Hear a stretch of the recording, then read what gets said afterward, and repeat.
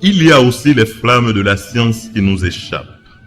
C'est une ironie de penser que la science qui a pour but de résoudre nos problèmes en soit devenue un elle-même. La science nous a donné la lumière électrique, l'automobile, l'avion, la télévision et le cerveau électronique. Mais elle nous a aussi donné la bombe à hydrogène. Nous pouvons employer nos voitures d'une manière profitable, pour nos transports ou pour notre plaisir. Mais l'envers de la médaille nous montre les dizaines de milliers de personnes qui, chaque année, meurent d'accidents. Les savants ont fait éclater l'atome et ont découvert la puissance nucléaire.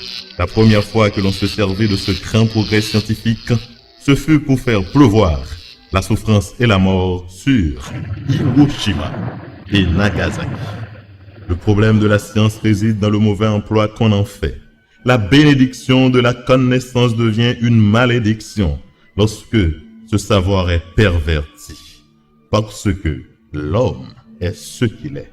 Les progrès scientifiques sont souvent employés d'une manière destructive plutôt que constructive. Parce que notre moralité n'atteint pas le niveau de notre intellectualité. Le mauvais emploi de la science peut l'emporter sur son bon emploi. Tant que les progrès moraux de l'homme n'atteindront pas ces progrès intellectuels, nous ne pouvons espérer résoudre le problème que pose la science. Et bien qu'elle ait atteint le stade ultime de la destruction, elle est encore inadéquate et insuffisante devant les grands problèmes de la vie.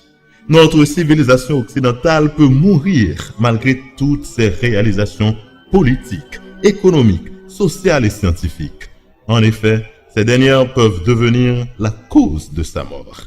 Notre génération a produit le DDT pour tuer les parasites, le 2,4-D pour tuer les mauvaises herbes, et l'équation E égale MC carré pour anéantir les populations. Les progrès scientifiques doublent la somme de connaissances tous les 10 ans. En considérant l'avenir, les experts s'inquiètent des possibilités mauvaises qui pourraient découler de l'application de leurs découvertes. Déjà, la recherche biologique est en effervescence, créant et promettant des méthodes d'interférence avec les processus naturels capables de détruire ou de transformer tous les aspects de la vie humaine auxquels nous attachons de la valeur. Dans le monde entier, le désir de paix qui résume tous nos problèmes est constamment menacé par une guerre nucléaire. Le général Omar Bradley a dit « Notre situation est critique et chaque effort que nous faisons pour l'améliorer par des progrès scientifiques ne fait qu'aggraver le péril dans lequel nous nous trouvons. Les missiles produiront des antimissiles et les antimissiles produiront des anti-antimissiles. Mais inévitablement, ce château de cartes électroniques va atteindre un point au-delà duquel on ne pourra plus construire. N'avons-nous pas déjà été trop loin dans la recherche de la paix en accumulant les menaces? Puis il ajoute, si nous voulons nous protéger des instruments de notre propre intelligence, nous devrons bientôt nous ressaisir et faire du monde un endroit où nous puissions vivre en sécurité.